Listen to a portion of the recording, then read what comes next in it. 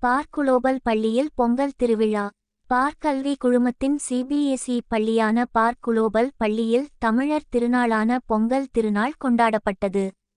பாரம்பரிய விளையாட்டுகளான பம்பரம் விடுதல், பச்சை குதிரை, ஒயிலாட்டம், உரி அடித்தல் மற்றும் மாணவ மாணவியரின் ஆடல் பாடல் நிகழ்ச்சிகள் நடைபெற்றன. பள்ளியின் தலைவர் டாக்டர் அனுஷா ரவி தலைமையில் பொங்கல் திருவிழா மிக சிறப்பாக நடைபெற்றது.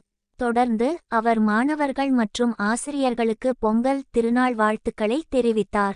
மேலும் விளையாட்டுப் போட்டிகளில் வென்றவர்களுக்கு பரிசுகள் வழங்கப்பட்டன. பங்கு பெற்ற அனைவருக்கும் பொங்கல் விநியோகிக்கப்பட்டு தேசிய கீதத்துடன் திருநாள் நிகழ்வுகள் இனிதே நிறைவடைந்தது.